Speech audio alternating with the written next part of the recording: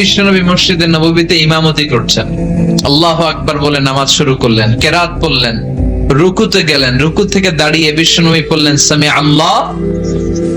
পেছন থেকে সাহাবারা ছোট্ট আওয়াজে গুনগুনিয়ে পড়লেন রব্বানা রব্বানা ওয়ালাকাল হামদ। এক সাহাবী নিচ থেকে ফিসফিস করে পড়লেন হামদান কাসীরান তাইয়িবান মুবারাকান ফি। চারটা অতিরিক্ত শব্দ নিচ থেকে বানিয়ে পড়লেন। কয়টা? চারটা শব্দ আমার সাথে সাথে আওয়াজ করে পড়েন, হামদান কাসীরান তাইয়িবান মুবারাকান ফি। আবার পড়েন হামদান কাসীরান তাইয়িবান মুবারাকান ফি। চারটা শব্দ। বিশ্বনবী সালাত শেষ করলেন।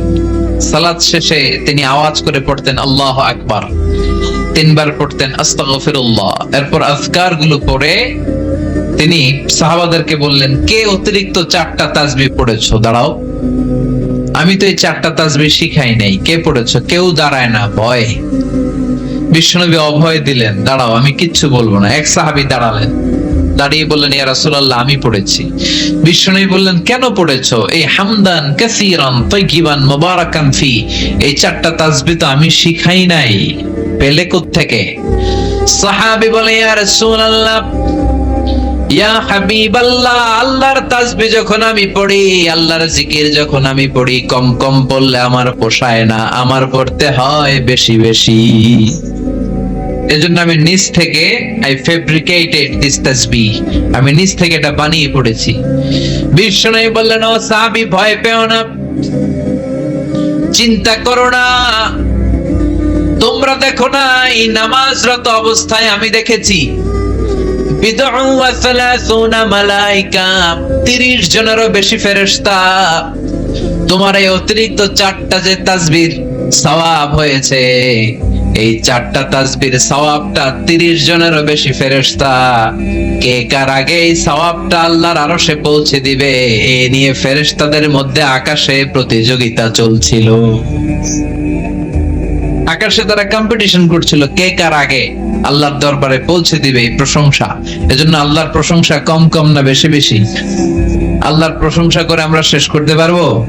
সাগরের জলকে কালি করে, গাছের পাতাকে খাতা করে, তোমার মহিমা লেখা শেষ হবে না, যদিও লিখি প্রভু জীবন ভরে। সাগরের জলকে কালি করে, গাছের পাতাকে খাতা করে, তোমার মহিমা লেখা শেষ হবে না, যদিও লিখি প্রভু জীবন ভরে। সাগরের জলকে কালি করে, সুবহানাল্লাহ পড়েন। উপমাটা খেয়াল করেছেন? মেটাফরিক, এটাকে বলে মেটাফোর, রূপক অর্থে মাজাজি ভাবে আল্লাহ বলেছেন সাগরের জল যদি কালি হয়, গাছের পাতা যদি খাতা হয়। পৃথিবীতে কয়টা গাছ আছে? পৃথিবীতে বাদ দেন, কুমিল্লাতে গাছের পরিমাণ কেমন?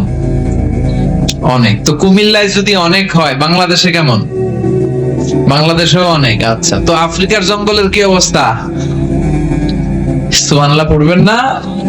এই সব গাছের পাতা যদি খাতা হয়ে যায়, সাগরের জল যদি কালি হয়ে যায়, পৃথিবীর সবচেয়ে গভীরতম সাগরের নাম প্রশান্ত মহাসাগর, গভীরতা সবচেয়ে গভীর জায়গার নাম মারিয়ানা ট্রেঞ্চ, গভীরতা প্রায় 36,000 ফিট।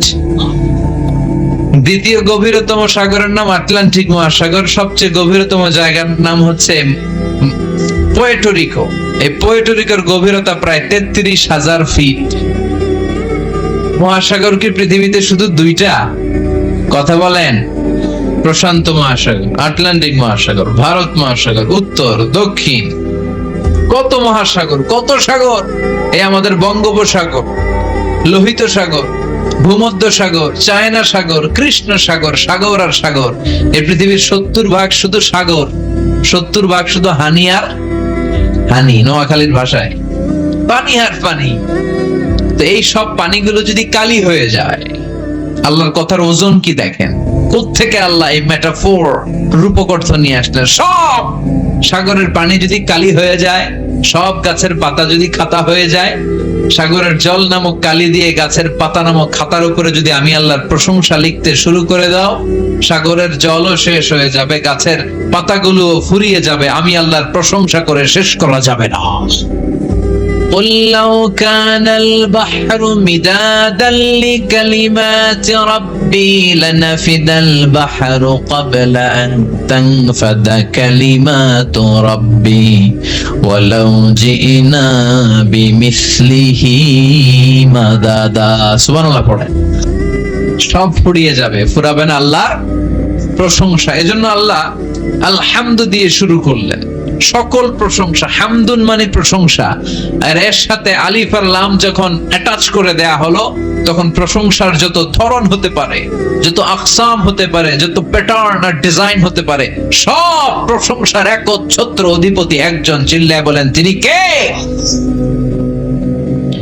এই পৃথিবীতে আল্লাহর সবচেয়ে বেশি প্রশংসা করেছেন বিশ্বনবী মুহাম্মদ সাল্লাল্লাহু, আবার নিজেও প্রশংসিত। ওনার এক নাম আহমদ, মানে যিনি সবচেয়ে প্রশংসা করে, আবার মুহাম্মদ মানে নিজেও প্রশংসিত।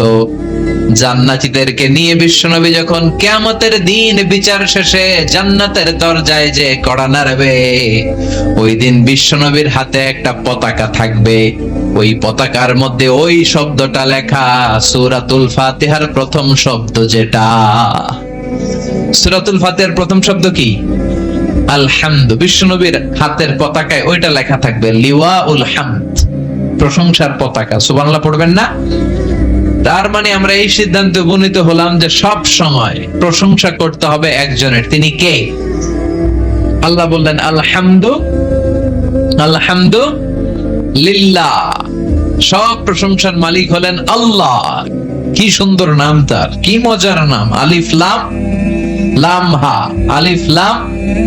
সবাই বলেন আলিফ লাম, লাম হা, আওয়াজ করে আলিফ লাম, লাম হা। এটা কার নাম? আল্লাহর নামটা জপতে কেমন লাগে? হৃদয় থেকে এই গভীর রাতে আল্লাহর একটা ডাক দেন তো, বলেন আল্লাহ। প্রাণটা জুড়িয়ে আবারও আল্লাহর ডাকেন, বলেন ইয়া আল্লাহ। নামটা মজা লাগে না?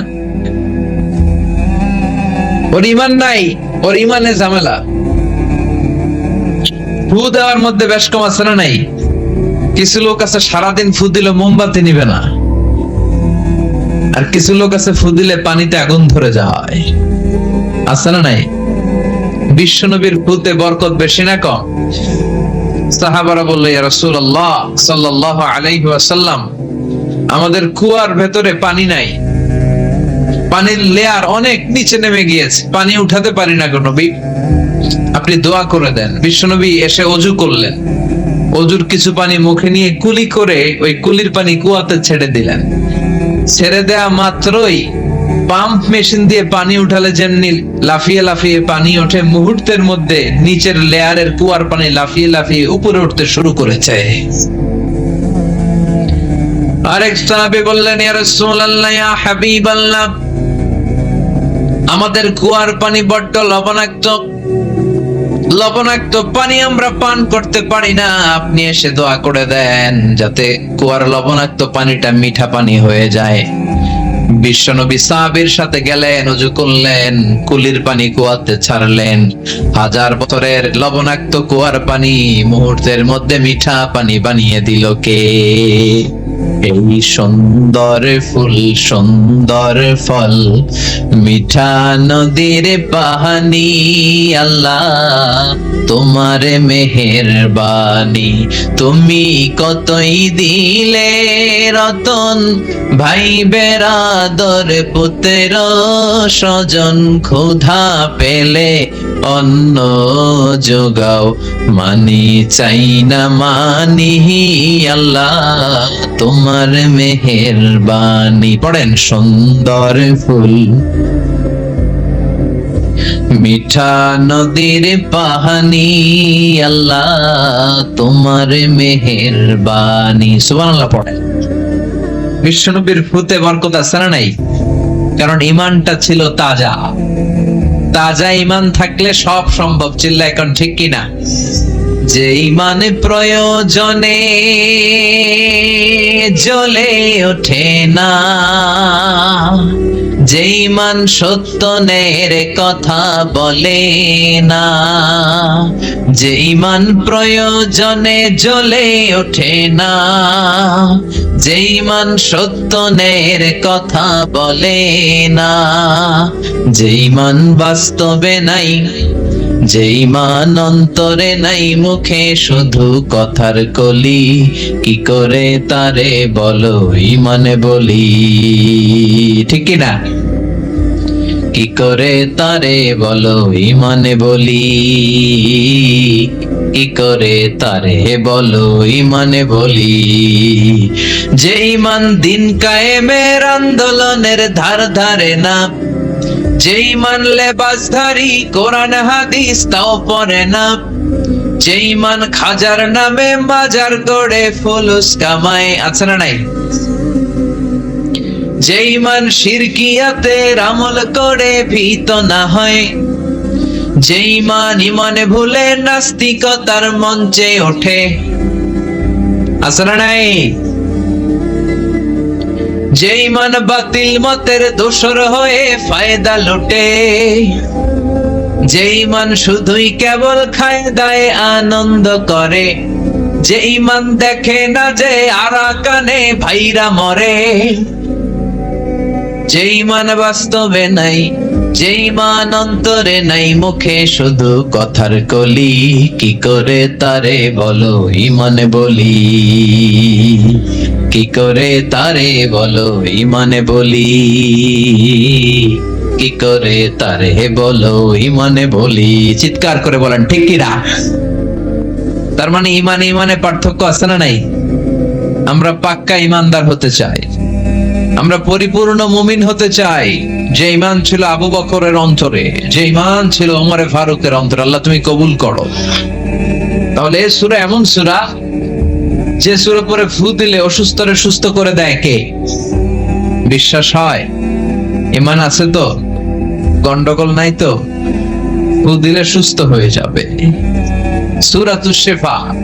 নিজেই নিজেকে রুকিয়া করবেন, তাবিজ ঝুলাবেন না। তাবিজ ঝুলাতে বিশ্বনবী নিষেধ করেছেন।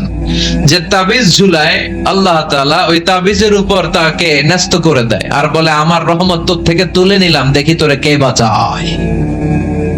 এজন্য আজ থেকে তাবিজ যা আছে ছিঁড়ে ফেলবেন। তবে কিছু কিছু স্কলাররা বলেছে ছোট বাচ্চা যারা নিজেরা এখন আয়াতুল কুরসি পড়ে সূরা ফাতিহা পড়ে নিজেদেরকে ফু দিতে পারে না, মা বাবা কতক্ষণ ফু দিবে? 2 বছরের বাচ্চা, 1 বছরের বাচ্চা, মা বাবা যখন ফু দেয় জিন পড়ি এসে ডিস্টার্ব করে না। মা যখন রান্নাঘরে যায় ছোট বাচ্চাটার এসে ডিস্টার্ব করে, আছে না নাই? তো এই ছোট বাচ্চা নিজে সূরা ফাতিহা পড়ে ফু দেওয়ার আগ পর্যন্ত, নিজে আয়াতুল কুরসি শিখে নিজেকে ঝাড়ফুঁক শিখার আগ পর্যন্ত ওই বাচ্চাদেরকে ফর দ্য সার্টেন পিরিয়ড, ক্ষণিক সময়ের জন্য তাবিজ দেয়া যাবে। অনেক মূর্খরা এগুলো বুঝতে চায় না। আমার এক আলোচনা নিয়ে অনেক জায়গায় তোলপাট যে আজহারী সাহেব তাবিজের পক্ষে কথা বলেছে, ছোট বাচ্চাদের তাবিজের কথা বলেছে। কই পেয়েছে দলিল? ওরা পড়ে নাই। জাননেওয়ালার উপরও জাননেওয়ালা আছে, খেয়াল রাখতে হবে। আবু নওয়াসের কবিতা, ওয়া কুল্লি মাইয়াদাঈ ফিল ইলমি ফালসাফাতান হাবাসতা শাইআন ওয়া গাবাত আনকা আশিয়াউ। তোমার সামনে কেউ যদি দাঁড়িয়ে বলে আমি সব জানি, তুমি বৃদ্ধাঙ্গুলি দেখিয়ে বলো তুমি কিচ্ছু জানো না, তোমার জানার অনেক বাকি। জাননেওয়ালার উপরও জাননেওয়ালা আছে। এজন্য স্কলাররা ছোট বাচ্চা যারা নিজেরা রুকিয়া করতে পারে না, মা বাবা রুকিয়া করে ফু দিলে ভালো। মা বাবা চলে গেলে ভূত পেট নিয়ে এসে আসর করে, আছে না নাই? ওই বাচ্চার সিকিউরিটির জন্য কোরআনের আয়াত দিয়ে তাবিজ দেয়া যাবে। কিন্তু ওই বাচ্চা যখন নিজে সূরা ফাতিহা শিখে যাবে, নিজে যখন আয়াতুল কুরসি শিখে যাবে, তখন ওই তাবিজ ছিঁড়ে ফেলতে হবে। কথা বুঝতে পেরেছেন? আল্লাহ সহিহ সমঝ দান করো। তো তাবিজ যারা পড়েন ছিঁড়ে ফেলবেন আজকে। রাজি আছেন তো? ছিঁড়ে কি করবেন? সূরা ফাতিহা পড়বেন, পড়ে ঝাড়ফুঁক চলবে আজকে থেকে। ঝাড়ফুঁক করা সুন্নাহ, আর তাবিজ দেয়া হচ্ছে বিদআহ। যেটা বিশ্বনবী শেখায় নাই, সাহাবারা শিখায় নাই, ওইটাতে আমরা যাব না। ঝাড়ফুঁক করবেন। আয়াতুল কুরসি পড়লে জিনভূত আসতে পারে? কথা বলেন। সূরা ফাতিহা পড়লে আর অসুস্থতা থাকতে পারে? বিশ্বনবীর সাহাবারা একবার সফরে বেরোলেন। সফরে বেরিয়ে হঠাৎ দেখলেন মরুভূমির মাঝখানে কিছু লোক জটলা পাকিয়ে রেখেছে, একটা লোক শুয়ে আছে। আবু সাঈদ আল খুদরি ছিলেন ওই সফরের লিডার। বললেন, কি হয়েছে? তারা বলল, আমাদের নেতাকে সাপে কামড় দিয়েছে, আরেক বর্ণনায় বিচ্ছু কামড় দিয়েছে, বিষের ব্যথায় আমাদের নেতা মারা যাবে। তারা নানা ধরনের বৈদ্যরাজ কবিরাজদেরকে এনে মন্ত্র পড়াচ্ছিল, সবাই মন্ত্র পড়ছিল, ছু মন্তর ছু, কালিকুত্তার। ছোট বাচ্চারা পড়ে, বোঝানোর জন্য বললাম, তারা হয়তো অন্য কিছু পড়ছিল। তো এই যে এগুলো পড়ে ফু দিলে কি ভালো হয়? কথা কন। আরো রোগ বাড়ে, ঠিক কিনা? বাচ্চার হাতে 2টা, গলায় 3টা, কোমরে 4টা, এগুলোর ওজনেই তো বাচ্চা অসুস্থ হয়ে যাবে। কথা বুঝতে পেরেছেন? আবার কোমরে লাগায়, এটারে কি বলে? কাইতন। কি কয়? তাগা। চাচাই বলতেছে তাগা। তাগা টাগা লাগাবেন না। সূরা ফাতিহা পড়ে আজকে থেকে ফু দিতে হবে। আমার মাইকের আওয়াজ নিশ্চয়ই শহরের অনেক দূর যাচ্ছে। মায়েরা, বোনেরা শুনে রাখবেন, অসুস্থ আপনি সূরা ফাতিহা পড়ে ফু দেন। বিশ্বনবী রাতের বেলায় বিছানায় যাওয়ার আগে সকাল সন্ধ্যা 3 কুল পড়ে হাতে ফু দিতেন। এরকম 2 হাতটা একসাথে করে এখানে ফু দিয়ে মাথা থেকে শুরু করে মেসেজ করতেন পা পর্যন্ত, দেহের যতটুকু জায়গায় যায়। সূরাতুল ইখলাস, সূরাতুল ফালাক, সূরাতুন নাস, এই 3টা সূরাকে একসাথে বলে কুল আস-সালাসা, মানে 3 কুল। কি বলে? এই 3 কুল পড়ে না, যায় লিটন দেওয়ানের কাছে। কই যায়? লিটন দেওয়ান কিছু করতে পারে? লিটন দেওয়ান নাকি ভবিষ্যৎ বলে দিতে পারে। তো যমুনা ফিউচার পার্কে না বসুন্ধরাতে মনে হয় ওর চেম্বার, ওখানে আগুন লাগলো বসুন্ধরায়। তো র্যাবের প্রধান যে ওর কয়েকবার গ্রেফতার করছে। তো একবার গ্রেফতার করে বলে, কি রে, তুই সারা বাংলাদেশের 17 কোটি মানুষের ভাগ্য বলে দিস, তোর চেম্বার যেই শপিং মলে, এই শপিং মলে আগুন লাগবে, আগে গলি না কেন? তারপর হাতের রেখাতে অনেকে ভাগ্য বলতে চায়, এটা ভুয়া কথা। এই হাতের রেখায় কোনো ভাগ্য থাকে না। আপনারা শুনলেই কিছু মানবেন না, আপনারা কোরআন হাদিস দিয়ে যাচাই করবেন, দলিল খুঁজবেন। কি খুঁজবেন? দলিল। 1.5 কাঠার একটা জায়গা কুমিল্লা শহরে কিনবে, এটার দলিলটা ঠিক আছে কিনা দেখার জন্য পাগল হয়ে যাবে। নিজে বুঝে না, আরেকজনের কাছে যায় যে পাক্কা বুঝে, দেখেন দলিলটা ঠিক আছে কিনা। তো 1.5 কাঠা জায়গার দলিল ঠিক আছে কিনা পাগল হয়ে গেলে, যেই জান্নাতের দাম গোটা দুনিয়াটারে 10,000 বার বিক্রি করলেও জান্নাতের একটা চেয়ারের দাম হবে না, ঠিক? তো ওই জান্নাত আপনি পাবেন যেই আমল করে, ওই আমলের দলিল লাগবে না? কথা বলেন। তবে বিনয়ের সাথে, কারো কাছে যখন দলিল চাবেন, বিনয়ের সাথে আগে বুঝে নিবেন কার সাথে কথা বলতেছেন। You have to know who you are talking with. You don't know who you are dealing with. অনেকে জানে না কার সাথে কেমন করে কথা বলতে হয়। এজন্য আমি বলি যে জাননেওয়ালার উপরও জাননেওয়ালা আছে। তোমার অনেক পড়তে হবে, অনেক জানতে হবে, তাহলে তুমি সব বুঝবা, ঠিক কি না? তো আমরা ঝাড়ফুঁক করব। আবু সাঈদ খুদরি বলল, এই সুমন্তর সু, কালিকুত্তার ঘু, এটাতে কিছু হবে না। আমার কাছে এমন জিনিস আছে, এটা দিয়ে ফু দিলে ভালো করে দেয় কে? সবাই বলল, তাহলে আমাদের নেতাকে ভালো করো। আবু সাঈদ খুদরি বলল, তাহলে আমার ছাগল দিতে হবে, 1 পাল ছাগল। ওরা রাজি হলো। সবাইকে সরিয়ে উনি বসলেন। এই জীবনে প্রথম উনি রুকিয়া করেছেন। সূরা ফাতিহা পড়ে একবার ফু দিলেন, চোখ বন্ধ ছিল, সর্দারের চোখ খুলে ফেলেছে।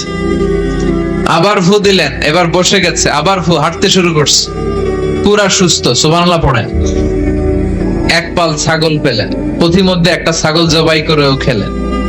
এরপর বিশ্বনবীর কাছে এসে মাসালাটা রিচেক করে নিলেন, ক্রস চেক, ডাবল চেক। আপনারা এখন ইউটিউবের সময় না, যে কোনো জিনিস সার্চ দিলেই সব পাওয়া যায়, আপনি জানতে পারবেন। তো তো একটা বিষয়ের উপর অনেকগুলো আলেমের বক্তব্য শুনবেন, ফলে ওভারঅল একটা ধারণা আপনি পেয়ে যাবেন। বুঝতে পেরেছেন? বিতিরের সালাত কয় রাকাত, অনেক মন্তব্য আছে, অনেক মতামত আছে। আপনি 5 জন স্কলারের কথা শুনেন, মোটামুটি একটা আন্দাজ পেয়ে যাবেন যে এটাই হয়তো হকের কাছাকাছি। গোড়ামি করা যাবে? ইসলামে গোড়ামি নাই। ইসলামের সৌন্দর্য হচ্ছে আত-তাইসির, simplicity is the beauty of Islam. সহজীকরণ হচ্ছে ইসলামের সৌন্দর্য। বিশ্বনবীকে যে কোনো অপশন দিলে সবচেয়ে সহজ অপশনটা নিতেন। সুবহানাল্লাহ পড়েন। বিশ্বনবীর কাছে এসে বললেন, ইয়া রাসূলুল্লাহ, সূরা ফাতিহা দিয়ে ঝাড়ফুঁক করে এক বর্ণনায় 100টা আর এক বর্ণনায় 30টা ছাগল আমরা পেয়েছি। পথিমধ্যে একটা ছাগল জবাই করে আমরা খেয়েছি। এই যে কোরআন দিয়ে ফু দিয়ে আমরা ছাগল আনলাম, খাইলাম, এই ছাগল নেয়াটা জায়েজ হয়েছে কিনা বলেন। মাসালা ক্রস চেক করতে আসছে, ডাবল চেক, দেখে বিশ্বনবী কি বলে। বিশ্বনবী বলেন জায়েজ হয়েছে মানে কোরআনের দাম বাড়ায় দিয়ে আসছিস বেটা।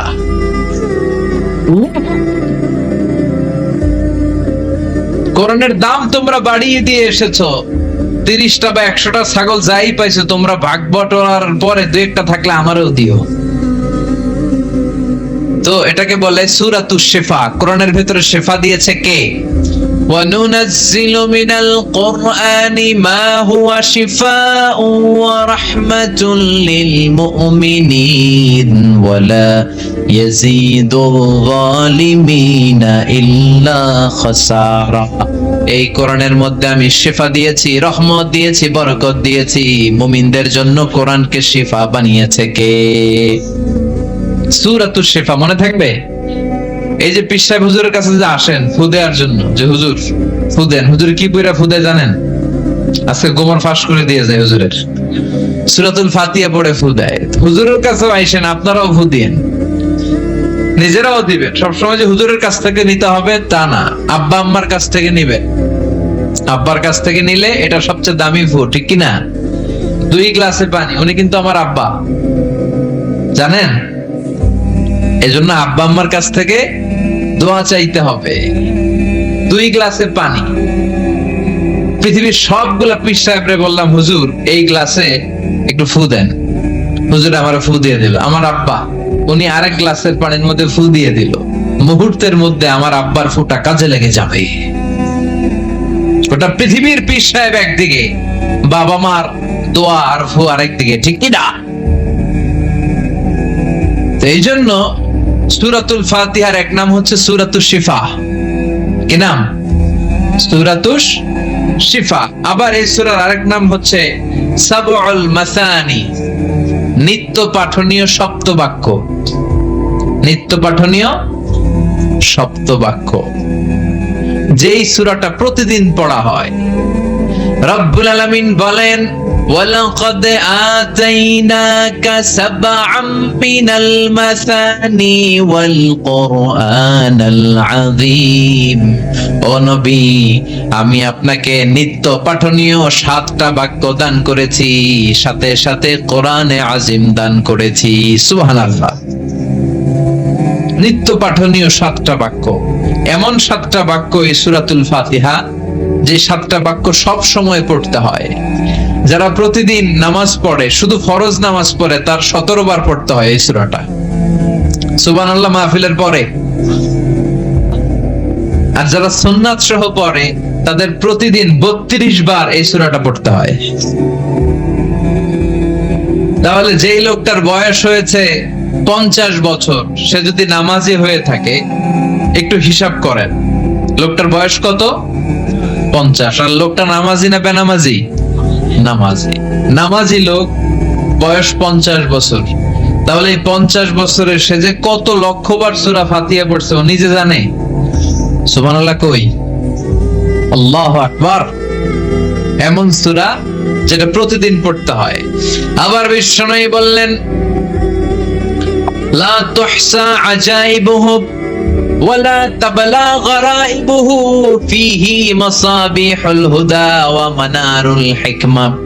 কোরআন এমন কিতাব, সূরাতুল ফাতিহা এমন সূরা, এই সূরার আশ্চর্যান্বিতার কোনো শেষ নাই। এই সূরা কোনোদিন পুরান হয় না। যাদের 80 বছর বয়স, কত কোটিবার আপনি সূরা ফাতিহা পড়ছেন, বুকে হাত দিয়ে বলেন তো, কখনো কি আপনার মনে হয়েছে যে প্রত্যেক দিন নামাজটা শুরু করলে এই সূরাটা দিয়ে শুরু করতে হয়? কত কোটিবার পড়লাম, আর ভাল লাগে না, পুরান পুরান লাগে। বুকে হাত দিয়ে বলেন, দাঁড়ান একজন, যে হুজুর আমার কাছে আর ভাল লাগে না, সূরাতুল ফাতিহা পড়তে পড়তে এটা পুরান লাগে, কালকে থেকে কুল ফল্লা দিয়ে শুরু করুন। এরকম ডাকাইত আছে কেউ? নাই, কারণ কোরআন কখনো পুরান হয় না, যতই পড়ি ততই নতুন। চিল্লায় পড়েন আল্লাহু আকবার। এজন্য বিষ্ণু বললেন, উম্মতেরা শোনো, এই 60টা সূরা দেখতে ছোট, 60টা আয়াত বিশিষ্ট এই সূরাটাকে দেখতে ছোট মনে হয়, সবার মুখস্থ, প্রত্যেকের কলিজার ভেতরে আছে। তোমাদের কাছে সাধারণ মনে হয়, সূরাটা সাধারণ না, অসাধারণ করে সূরাটারে নাজিল করেছে কে? পড়েন সবাই, আউযু বিল্লাহি মিনাশ শাইতানির রাজীম। বিসমিল্লাহির রহমানির রহিম। আলহামদুলিল্লাহি রাব্বিল আলামিন। আর রহমানির রহিম। মালিকি ইয়াউমিদ্দিন। ইয়্যাকা না'বুদু ওয়া ইয়্যাকা নাস্তাঈন। ইহদিনাস সিরাতাল মুস্তাকিম।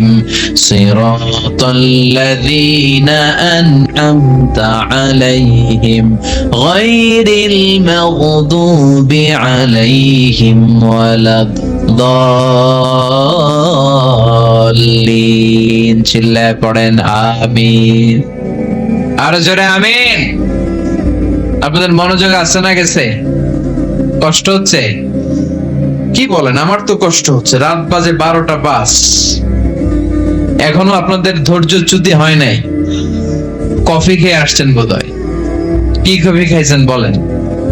Nescafe, espresso, মকা, লাটে, old town coffee, Starbucks, এগুলো খেয়ে আসছেন? কষ্ট হচ্ছে না তো? 7টা আয়াত বিশিষ্ট সূরা। রব্বুল আলামিন এই সূরাটাকে ওয়েলকামিং লেটার করে পাঠিয়েছেন। আল্লাহু আকবার। ওয়েলকামিং লেটার, অভিনন্দন পত্র। মন্ত্রী যদি আসে আমাদের প্রোগ্রামে, মাঝে মাঝে মন্ত্রী, MP, member of the parliament, ওনারা আসে না? আসলে আমরা ওয়েলকামিং লেটার দেই, স্মারকলিপি দেই, অভিনন্দন পত্র দেই, ঠিক কিনা? অভিনন্দন পত্রের ভেতরে 3টা জিনিস থাকে। কয়টা? চিল্লায় বলেন। প্রথমে থাকে প্রশংসা, মন্ত্রীর প্রশংসা। এরপর থাকে পরিচয়, এরপর থাকে দাবি দেওয়া। 3টা পার্ট থাকে একটা ওয়েলকামিং লেটারে। কয়টা পার্ট? প্রথমে থাকে প্রশংসা। মন্ত্রীর প্রশংসা করি যে আপনি 1000 বছরের শ্রেষ্ঠ সন্তান, আপনার চেয়ে ভালো মানুষ এই এলাকায় নাই, আপনার চরিত্র ফুলের চেয়েও পবিত্র। এগুলো আমরা বলি, প্রশংসা করতে হয়, ঠিক কিনা? দ্বিতীয় পর্যায়ে থাকে ওয়েলকামিং লেটারের ভেতরে নিজেদের পরিচয়, আপনারা কারা। তারপর আমরা পরিচয় দিই যে আমরা এই মসজিদের গভর্নিং বোর্ডের মেম্বার্স, আমরা এই মসজিদের লোক, আমরা এই হাই স্কুলের সদস্য, আমাদের একটা একাডেমিক ভবন লাগবে, আমাদের মসজিদের 3 তলার কাজ ধরেছি, ওইটা লাগবে, ওইটা লাগবে। এগুলো আমরা পরে বলি, আমরা নিজেদের পরিচয় দেই। প্রশংসার পরে আমরা পরিচয়, যে আমরা এই মাহফিলের ইন্তেজামিয়া কমিটি, আমরা এই স্কুলের গভর্নিং বোর্ডের সদস্য, নিজেদের পরিচয় দেই। প্রশংসাও করলাম, পরিচয়ও দিলাম। এরপরে আছে কি? দাবি দেওয়া। আমাদের দাবি মানতে হবে, নইলে গদি ছাড়তে হবে। এরপরে আমরা দাবি দাওয়াতে যাই। তো সূরাতুল ফাতিহাটাকে আল্লাহ তাআলা এরকম একটা ওয়েলকামিং লেটারের মতো করে পাঠালেন। আল্লাহ বুঝাতে চাইলেন প্রতিদিন পড়বি তো, এজন্য 3 ভাগ করে দিলাম। সুবহানাল্লাহ। প্রথম 3টি আয়াতে আমি রব্বুল আলামিনের প্রশংসা তোরা করবি। চতুর্থ আয়াতে তোরা তোদের নিজেদের পরিচয় আমার কাছে পেশ করবি। এরপরে শেষ 3টা আয়াতে তোদের দাবি দাওয়া বিনয়ের সাথে আমার কাছে পেশ করবি। প্রথম 3 আয়াতের প্রশংসা কার? আল্লাহ বললেন আলহামদুলিল্লাহি রাব্বিল আলামিন, সকল প্রশংসার মালিক হলেন আল্লাহ, যিনি হলেন জগৎ সমূহের রব। আল্লাহু আকবার। হামদুন মানে প্রশংসা, হামদুন মানে কি? প্রশংসা কার? কম কম না বেশি বেশি? আমাদের জীবনের সবচাইতে সুনিশ্চিত বিষয় হচ্ছে মরণ। কথা কর, মরতে হবে না? একদিন মাটির ভেতরে হবে ঘরে, মন আমার কেন বান্ধ দালান ঘর, প্রাণ পাখি উড়ে যাবে পিঞ্জর ছেড়ে,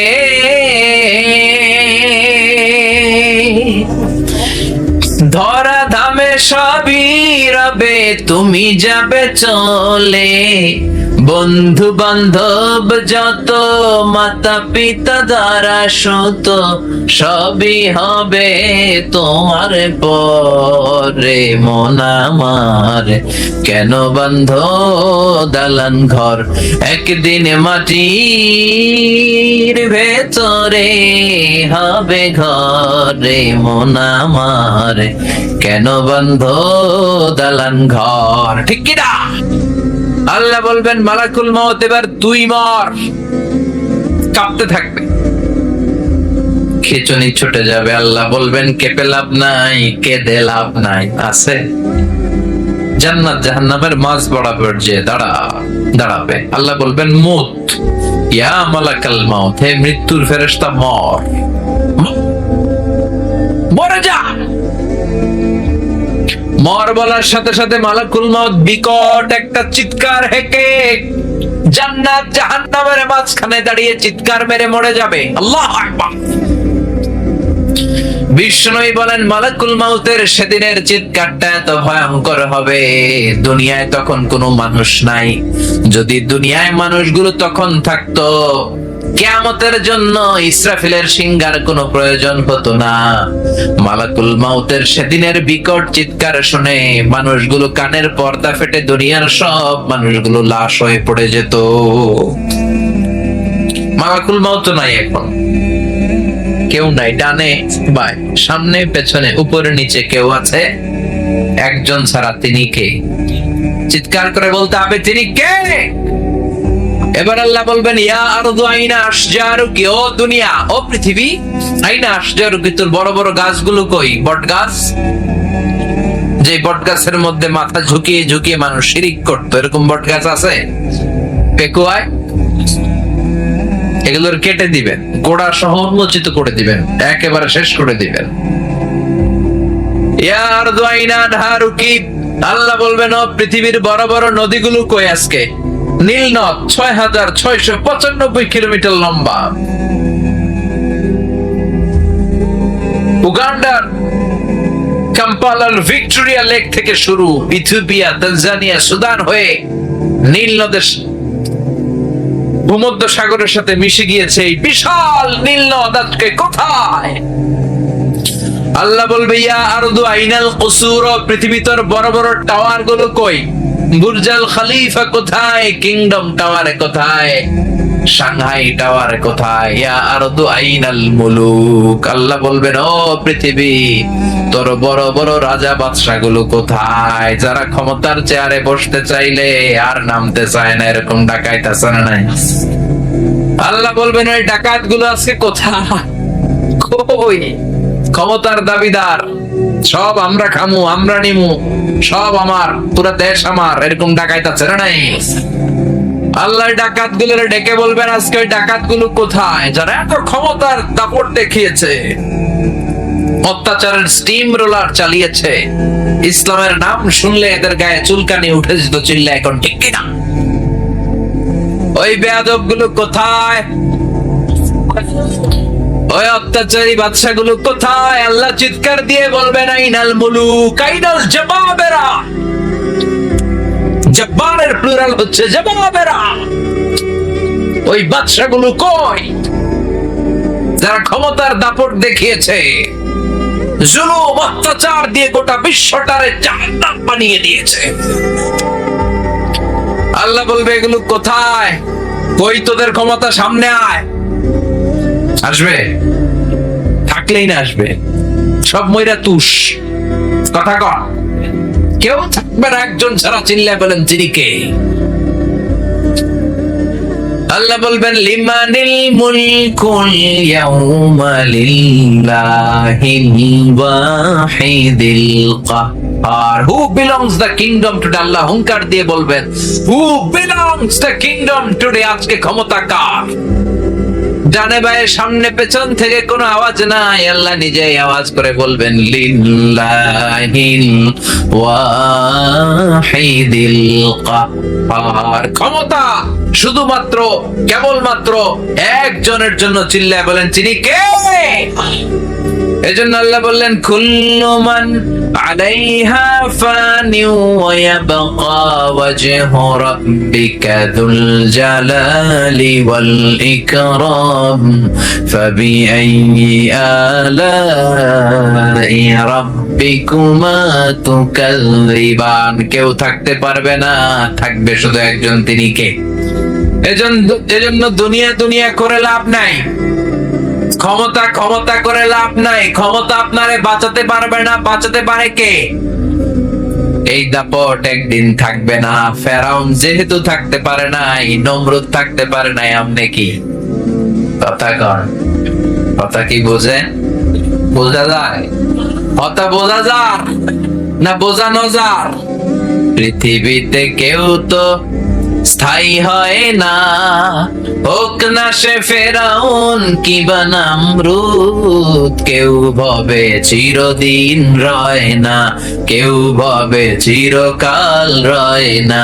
পৃথিবীতে কেউ তো স্থায়ী হয় না, হোক না সে ফেরাউন কিবা নমরুদ। কেউ ভাবে চিরদিন রয় না, কেউ ভাবে চিরকাল রয় না। ঠিক কিনা? ফেরাউন থাকতে চাইছিল, পারছে নাকি? নমরুদ চাইছিল, পারছে? আবু জাহেল চাইছিল, পারছে? সাদ্দাত চাইছিল, পারছে? এখনো যদি কেউ আজীবন ক্ষমতায় থাকতে চায়, পারবে নাকি? কথা কন আরো জোরে, পারবে?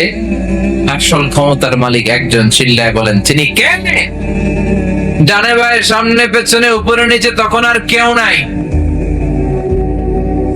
আল্লাহ সর্বপ্রথম ইসরাফিলকে আবার রূহ দিয়ে তৈরি করবেন। আল্লাহু আকবার পড়েন। ইসরাফিলকে আবার তৈরি করে আল্লাহ বলবেন, ও ইসরাফিল, তোর ডিউটি ছিল 3টা ফু দেওয়া, দিছে কয়টা? বাকি আছে কয়টা? ওইটা দেওয়ার দরকার আছে না নাই? আল্লাহ বলবেন ইসরাফিল 3 নাম্বার ফু দিয়ে তোর চাকরি শেষ কর। চাকরি হচ্ছে 3টা ফু দিয়ে ফেলাইছে, 2টা বাকি আছে। আল্লাহ বলবে বাকি যেইটা আছে সিংহার মধ্যে ফু দিয়ে তোর ডিউটি শেষ কর। আল্লাহর আদেশ পাওয়ার সাথে সাথে ইসরাফিল আবার সিংহায় মুখের মধ্যে লাগিয়ে ফুৎকার দিবে। কোন সুবহানাল্লাহ। সেই ফুৎকার দেওয়ার সাথে সাথে মিনহা خلقناكم وفيها نعيدكم ومنها نخرجكم تارة أخرى। আল্লাহ বললেন 3 নাম্বার ফুৎকার দেওয়ার সাথে সাথে আসল কিয়ামতের ময়দান প্রতিষ্ঠিত হয়ে যাবে। আল্লাহু আকবার। তখন মানুষগুলো দাঁড়াবে, যে বিমান দুর্ঘটনায় মারা গিয়েছে ওখান থেকে দাঁড়াবে, যে সাগরের মধ্যে মরেছে সাগর থেকে উঠবে, যে জমিনে মরেছে জমিন থেকে উঠবে, যাকে সুন্দরভাবে স্বাভাবিকভাবে অসুস্থতার কারণে মারা যাওয়ার পরে কবরে ঢুকিয়ে দেয়া হয়েছিল কবরস্থানগুলো থেকে উঠবে। মিনহা খালাকনাকুম ওয়া ফিহা নুঈদুকুম ওয়া মিনহা নুখরিজুকুম তারাতান উখরা। মাটি থেকে বানালাম, মাটির কবরে তোমাদেরকে পাঠালাম, আবার মাটির কবর থেকে তোমাদেরকে দাঁড় করাবে কে? সেদিন সবাই দাঁড়াবে। সবাই দাঁড়াবে না? নাকি ফেরাউন দাঁড়াবে না? নমরুদ দাঁড়াবে না? আবু জাহেল দাঁড়াবে না? ফেরাউনের খালাতো ভাই যারা এখন আছে এরা দাঁড়াবে না? নমরুদের চাচাতো ভাইরা দাঁড়াবে না? সাদ্দাতের বেআইরা দাঁড়াবে না? কথা কম, সবাই দাঁড়াবে। কেউ সেদিন বাকি থাকবে না, বিচার শুরু হবে, সেদিন হবে ফাইনাল খেলা। কি খেলা? কথা বোঝে না মনে হয়। কি খেলা? কি খেলা? সব বিচার আসার নাই। আল্লাহ বিচার করবেন দুই সিস্টেমে। একটা হচ্ছে হাক্কুল্লাহ, আল্লাহর বিচার, আল্লাহর হক। হাক্কুল্লাহর বিচার শুরু হবে নামাজ। আউয়ালু মা ইউহাসাবু বিহিল আবদু ইয়াউমাল কিয়ামাতি আস-সালাহ। কিয়ামতের দিন সর্বপ্রথম হিসাব হবে নামাজের হিসাব। ফা ইন সালাহাত সালাহা সাইরু আমালিহি। নামাজের হিসাব যদি সহজ হয়, পুরো আমলনামাটারে সহজ করে দিবে কে? নামাজে গন্ডগোল হলে সব গন্ডগোল লাগাই দিবে কে? এটার হচ্ছে আল্লাহর হকের বিচার। আর বান্দার হকের প্রথম বিচার হচ্ছে রক্তের বিচার। রক্তের বিচার আছে না নাই? অন্যায় ভাবে হত্যা আছে না নাই? ক্রস ফায়ার আছে না নাই? গুম আছে না নাই? কত লাশ পাওয়া যায় খালের মধ্যে, বিলের মধ্যে, হাত বাঁধা পিছনে, মুখে কাপড় দেওয়া, চোখ বাঁধা। এই বিচার দুনিয়ায় হয় নাই, ফাইনাল খেলার দিন হবে। কথা বলেন। এজন্য আমরা সেই ফাইনাল খেলার অপেক্ষায়। We are just waiting for the final game. সেদিন হবে ফাইনাল গেম। চিল্লায় বলেন ঠিক কিনা? প্রতিটা হত্যার বিচার হবে। বিচার বহির্ভূত হত্যা, অন্যায়ের জন্য হত্যা, ক্ষমতার দাপট দেখাতে যে হত্যাগুলো হয়েছে। আবার নোয়াখালীতে এক বোনকে ধর্ষণ করা হয়েছে। জানি না এই দেশে বিচার হবে কিনা, কিন্তু সেদিন আল্লাহর ফাইনাল খেলার বিচারে বিচার আছে না নাই? শুরু হবে ফাইনাল খেলা। সব দাঁড়িয়ে যাবে। কবর থেকে উঠে বলবে, ক্বালু মান বা'আসানা মিন মারকাদিনা হাযা মা ওয়া'আদার রাহমান ওয়া সাদাকাল মুরসালুন। কবর থেকে দাঁড়িয়ে বলবে, আমগো ঘুম ভাঙাইলো কে? মরার কুকিলে। কে ভাঙাইছে? গান গাই ঘুম ভাঙাইয়া গেল রে মরার কুকিলে। আছে না নাই? কুকিল বলে মরা, আবার এটা বলে ঘুম ভাঙাইছে। ডাকাত সেদিন দাঁড়িয়ে বলবে, আমার জাগালো কে? ঘুম আমার ভাঙালো কে? ফেরেশতারা বলবে, হাযা মা ওয়া'আদার রাহমান। এই দিনের ওয়াদা আল্লাহ তোমাদের দিয়েছে। আজকে বিচার পাবা যারা দুনিয়ায় বিচার পাও নাই। আজকে হবে ফাইনাল খেলা, আজকে হবে ফাইনাল গেম। ঠিক কি না? সব দাঁড়াবে উলঙ্গ, জামা নাই। দুনিয়াতে বাহারি জামার কোনো শেষ নাই, অর্নামেন্টের শেষ নাই, জুয়েলারির শেষ নাই, দাপটের শেষ নাই। গাড়ির বহর, বুলেট প্রুফ গাড়ি, সামনে সিআইডি, পেছনে সিআইডি, বিশাল বড় লম্বা গাড়ির বহর আছে না নাই? কিয়ামতের দিন থাকবে কথা কম, ল্যাংটা, সব উলঙ্গ, নেকেড। বিষ্ণু বললেন, ইহশারুন নাস ইয়াউমাল কিয়ামাতি হুফাতান উরাতান মুশাতান গুরলা। কিয়ামতের দিন সবাই হবে হুফাত, নেকেড, উলঙ্গ। কারো গায়ে জামা নাই, কারো পায়ে কোনো জুতা নাই, নগ্ন পদ। কোনো গাড়ি নাই, গাড়ির বহর নাই, সিআইডি নাই, বডিগার্ড নাই। সবাই একা একা উঠবে ফোরাদা। সব হবে গোরলা, খাতনাবিহীন অবস্থায়। মায়ের পেট থেকে ঠিক যেমনি যেমনি জন্মদিনের পোশাক পরে আসছি নেকেড, সবাইকে সেদিন নেকেড করে কিয়ামতের ময়দানে উঠায় দিবে কে? মা এসে বলবেন, নবী সবাই যদি নেকেড হয়, কারো গায়ে যদি জামা না থাকে, লজ্জা শরম লাগবে না? Don't they feel any shy? Don't they feel any shame? কোনো shame নাই, shy নাই, লজ্জা নাই। পুরুষের গায়ে কাপড় নাই, মহিলার গায়ে কাপড় নাই, লজ্জা নাই। বিষ্ণু বললেন, আয়েশা ওই দিনটা আজকের দিনের মতো নয় রে আয়েশা। 50,000 বছর হবে লম্বা সেদিনটা। আকাশের সূর্যটা মাথার কাছে চলে আসবে। সূর্যের তাপে মাথার মগজগুলো ভাতের মাড়ের মতো গলে গলে নাকের ছিদ্র আর কানের ছিদ্র দিয়ে বেয়ে বেয়ে পড়বে। সবাই তৃষ্ণার্ত, ক্লান্ত, শ্রান্ত, পেরেশান, ক্ষুধার্ত। ওইসব জিহ্বাটা তৃষ্ণার চোটে বের হয়ে নাভির সামনে এসে জিহ্বা ঝুলতে থাকবে। নিজের চোখের পানি ঘামের পানিতে নিজেই সাঁতার কাটবে। ইয়াউমা ইয়াফিরুল মারউ মিন আখিহি ওয়া উম্মিহি ওয়া আবি ওয়া সাহিবাতিহি ওয়া বানি। ও আয়েশা, সেদিন ভাই ভাইরে চিনবে না, বন্ধু বন্ধুরে চিনবে না, স্বামী স্ত্রীরে চিনবে না, পীর সাহেব মুরিদরে চিনবে না, মুরিদ পীর সাহেবরে চিনবে না, নেতা কর্মীরা চিনবে না, কর্মী নেতারা চিনবে না, ইমাম সাহেব মুসল্লিরা চিনবে না, মুসল্লি ইমাম সাহেবরে চিনবে না। ঠিক না? সব দাঁড়িয়ে যাবে কাহান সাফসাফা, লা তারা ফিহা ইওয়াজান ওয়ালা আমতা। ওরে আয়েশা, সেদিন হবে লেভেল প্লেইং ফিল্ড। আমরা দুনিয়াতে খালি বলি লেভেল প্লেইং, লেভেল প্লেইং। দুনিয়াতে লেভেল প্লেইং হয়? কথা কন। সেদিন হবে আসল লেভেল প্লেইং ফিল্ড। চিল্লায় বলেন ঠিক কি না? কেউ কাউরে চিনবে না। মা তার কলিজার টুকরা নার ছেড়া ধন ছেলেটারে দেখলে দৌড়ে পালাবে। বাবা তার মেয়েটারে দেখলে পরিচয় না দিয়ে আরেক দিকে চলে যাবে। সেদিন কারো মুখে কোনো আওয়াজ নাই, থাকবে একটা আওয়াজ, ইয়া নাফসি ইয়া নাফসি, মানে আল্লাহ তুমি আমারে বাঁচাও, তুমি আমারে বাঁচাও। আয়েশা, সেদিন কার গায়ে জামা আছে কার গায়ে জামা নাই এটা কেউ টেরও পাবে না। সুবহানাল্লাহ কইবেন না? চিৎকার করে পড়েন আল্লাহু আকবার। ওই যে বিভীষিকাময় কিয়ামতটা কিভাবে প্রতিষ্ঠিত হবে তার নকশা এই সূরার ভেতরে এঁকে দিয়েছে কে? চিৎকার করে বলেন কে?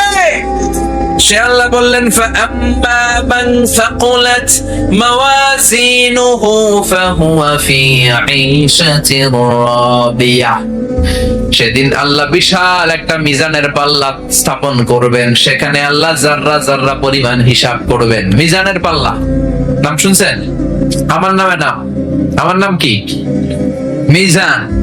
তো সেদিন আল্লাহ একটা মিজান আনবেন, তবে এটার অর্থ দাড়ি পাল্লা নয়, ওটার নাম নিক্তি পাল্লা। ওটার নাম কি? নিক্তি পাল্লা। চিনেন? স্বর্ণকার আছেন এদিকে? স্বর্ণের দোকানদার কেউ ডানে ভাই? হ্যাঁ আছে, একটা দুইটা দূরে আছে না? স্বর্ণের দোকানে যেটা দিয়ে স্বর্ণ মাপে এটারে দাড়ি পাল্লা কয় নাকি? কি বলে? নিক্তি পাল্লা।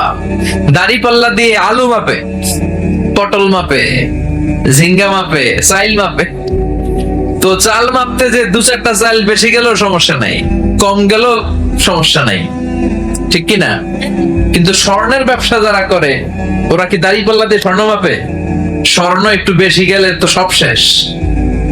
হ্যাঁ, আমও শেষ, সালাও, ব্যবসা শেষ। আবার রেখে দিলে যে কিনতে আসছে ওর মারাত্মক লস। তো এটারে দাড়ি পাল্লা দিয়ে মাপা হয় না, এটারে মাপে নিক্তি পাল্লা দিয়ে। আল্লাহ সেদিন আমাদের জন্য দাড়ি পাল্লা স্থাপন করবেন না, স্থাপন করবেন নিক্তি পাল্লা। সুবহানাল্লাহ বাড়িতে গিয়ে কয়েন, চিৎকার করে আল্লাহ। فمن يعمل مثقال ذرة خيرا يره ومن يعمل مثقال ذرة شرا يره। সেদিন যারা পরিমাণ ভালো করেছো সেটাও দেখবা, যারা পরিমাণ খারাপ করেছো সেটাও দেখবা। কারণ এটা মাপা হবে নিক্তি পাল্লায়। দাড়ি পাল্লায় হলে অনেক কিছু মাপ পাওয়া যেত, ঠিক কিনা? মাপবে কোন পাল্লায়? কথা কন। নিক্তি পাল্লায়। নিক্তি পাল্লার ভেতরে আপনার মাথার একটা চুল ছিঁড়ে ফেলে দিলে ওইটার ওজন ওঠে। সুবহানাল্লাহ কইবেন না? জাররা, জাররা হিসাব হবে। জাররা কি? হোয়াট ইজ জাররা? শীতের দিন টিনের চাল আছে না অনেকের বাসায়? টিনের ঘর, দেখবেন টিনের ঘরের চালে ছিদ্র থাকে মাঝে মাঝে, থাকে না? দেখবেন ওই ছিদ্র দিয়ে সূর্যের একটা চিকন আলো ঘরে ঢুকে। শীতের দিন টিনের চাল, চালে ছিদ্র, ওই ছিদ্র দিয়ে সূর্যের চিকন একটা রশ্মি আলো ঢুকে ঘরে, ঢুকে না? ওইটার কাছে যাবেন, কাছে গেলে দেখবেন এই চিকন সূর্যের আলোটার মধ্যে হালকা হালকা পাতলা পাতলা ধুলা কণা বালি কণা দেখা যায়। ঘরের কোথাও এটা দেখা যায় না, কিন্তু এইখানে দেখা যায়। এই যে ছোট্ট ধুলিকণা বালিকণা সূর্যের এই চিকন আলোর মধ্যে দেখা যায়, এই সামান্য ক্ষুদ্র বালিকণার আরবি নাম হচ্ছে যাররা। এটার আরবি নাম কি? যাররা পরিমাণ ভালো করেছেন সেটাও তুলে দিবে কে? যাররা পরিমাণ খারাপ করেছেন আমলনামায় তুলে দিবে কে? আল্লাহ বলেন ফাআম্মা মান সাকুলাত মাওয়াজিনুহু ফাহুয়া ফি ঈশাতির রাদিয়া। সেদিন যখন আমলনামাটা ভারী হয়ে যাবে, নেকের পাল্লা যাদের ভারী হয়ে যাবে, ফাহুয়া ফি ঈশাতির রাদিয়া, তাদের আনন্দের শেষ নাই, স্লোগানের শেষ নাই। আর সেখানে স্লোগান হবে আল্লাহু আকবার। সেখানে স্লোগান হবে কি? চিৎকার করে বলেন, কি স্লোগান হবে? যাদের নেকের পাল্লা ভারী হয়ে যাবে তাদের সামনে থেকে এনে ডান হাতে আমলনামা দেয়া হবে। ও আল্লাহ, ওই কঠিন বিপদের দিনে আমাদেরকে তুমি ডান হাতে আমলনামা দিও। পড়েন আমিন। فأما من أوتي كتابه بيمينه فسوف يحاسب حسابا يسيرا। সেদিন যাদেরকে ডান হাতে আমলনামা দেয়া হবে তাদের হিসাবটারে সহজ করে দিবে কে? আমরা আল্লাহর কাছে ক্ষমা চাই, সেদিন কোনো বিচার আমরা চাই না। ঠিক